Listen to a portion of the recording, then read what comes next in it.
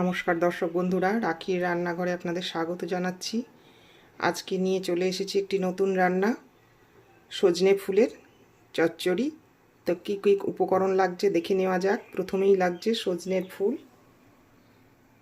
শিম, বেগুন, আলু, টমেটো, কাঁচা লঙ্কা, পরিমাণ মতন লবণ, একটু চিনি, হাফ চামচ হলুদ গুঁড়ো, হাফ চামচ কাশ্মীরি লঙ্কার গুঁড়ো, হাফ চামচ ধনে গুঁড়ো।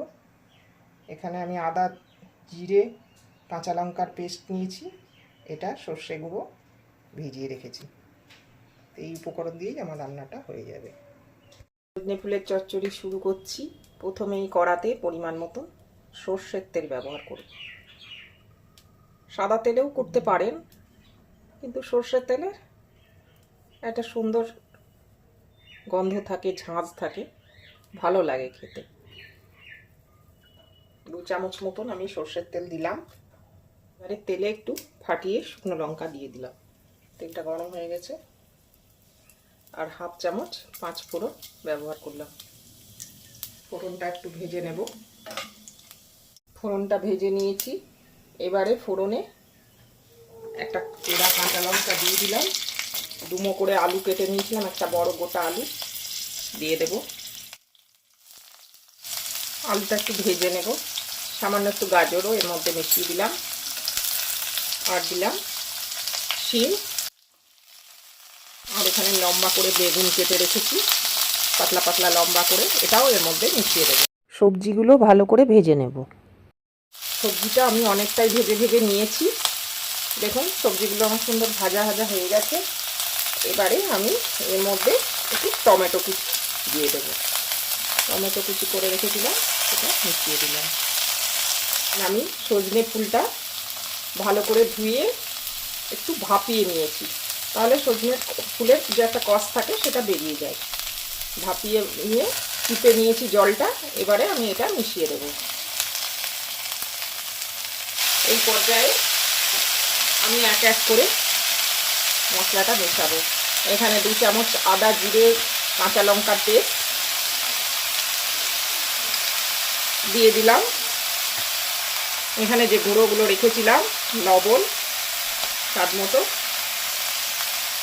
হলুদ গুঁড়ো হাফ চামচ, ধনে গুঁড়ো হাফ চামচ, হাফ চামচ কাশ্মীরি লঙ্কার গুঁড়ো। এবারে ভালো করে কষে নেব। রান্নাটা আপনারা চাইলে বিভিন্ন রকমের সবজি দিয়ে করতে পারেন। ভালো করে কষিয়ে নিতে হবে। সজনে ফুলের চচ্চড়ি আমার হয়ে এসেছে। আমি সামান্য একটু উষ্ণ গরম জল মিশিয়েছিলাম। তো এই পর্যায়ে আমি একটু মটরশুঁটি এখানে দিয়ে দিলাম। আর এখানে আমি একটা সর্ষে গুঁড়ো বলেছিলাম, সর্ষে ভিজিয়ে রেখে দিয়েছিলাম, সামান্য হলুদ দিয়ে এটা আমি মিশিয়ে দেব। মশলা ধোয়ার জলটাও মধ্যে দিয়ে দিলাম। একটু চিনি আমি অ্যাড করে দিলাম। এবারে ঢাকা দিয়ে 5 মিনিট হতে দেবো। মটরটা একটু নরম হয়ে যাবে, তারপরে নামিয়ে পরিবেশন করব। আমার এই রান্নাটি যদি আপনাদের ভালো লেগে থাকে, তাহলে আমার চ্যানেলটিকে সাবস্ক্রাইব করে আমার পাশে থাকার অনুরোধ রইল। বেল আইকনটি টিপে দেবেন। যখনই কোনো নতুন রান্নার ভিডিও দেব, নোটিফিকেশান সবার আগে আপনার কাছে পৌঁছে যাবে।